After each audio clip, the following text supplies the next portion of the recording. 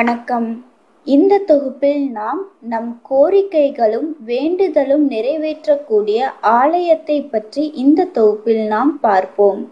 சூரிய சந்திர கிரகணங்களால் ஏற்படும் தோஷங்களை நிவர்த்தியாக விஜயகரத்தை ஆண்ட விஸ்வநாத நாயக்க மன்னன் தன் மனைவியின் விருப்பப்படி இந்த ஆலயத்திற்கு தங்கத்தினாலும் வெள்ளியினாலும் கலசங்கள் கவசங்கள் பதித்து அழியா புகழ் பெற்றான்.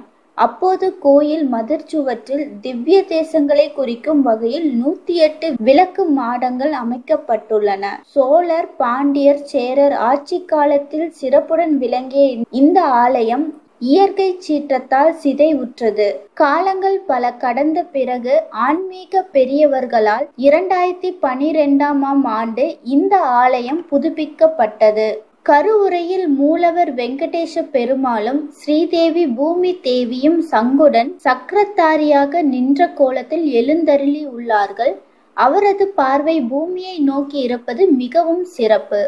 பூமி சம்பந்தமான தொழில் செய்வோர் இவரை வழிபட்டால் தொழிலில் உயர்ந்த நிலையை அடையலாம். சூரிய சந்திர தோஷங்கள் உட்பட கிரகண தோஷங்கள் ஏற்படும் திருமண தடை, குழந்தையின்மை, கடன் தொல்லை, உடல் நல பாதிப்பிற்கு இது சிறந்த பரிகாரம் தரும் கோவிலாகும். சனிக்கிழமைகளில் நெய் விளக்கேற்றி இந்த பெருமாளிடம் நாம் வேண்டிக் கொண்டால் நாம் நினைத்த காரியங்கள் விரைவில் நடக்குமாம். ஏப்ரல் முதல் வாரத்திலும் அக்டோபர் 2ஆம் வாரத்திலும் காலை வேளையில் சூரிய ஒளி கதிர் மூலவர் மீது படுவது மிக அற்புதமான காட்சியாகும். கருவறை வெளிச்சுவரில் கல்வெட்டுகளில் யாழி மற்றும் பெரிய மீன் ஒன்று யானை விழுங்குவது போன்ற காட்சி புடைப்பு சிற்பமாக வடிவமைக்கப்பட்டுள்ளது. கிருஷ்ண ஜெயந்தி, புரட்டாசி சனி மற்றும் அனைத்து சனிக்கிழமைகளும் நவராத்திரி ஆகிய நாட்களில் சிறப்பு அபிஷேகமும் அலங்காரமும் ஆராதனையும் இங்கு நடைபெறுகிறது.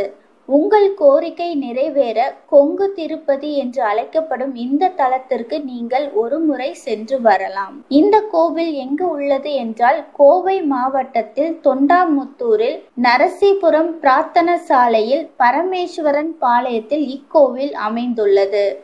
நன்றி.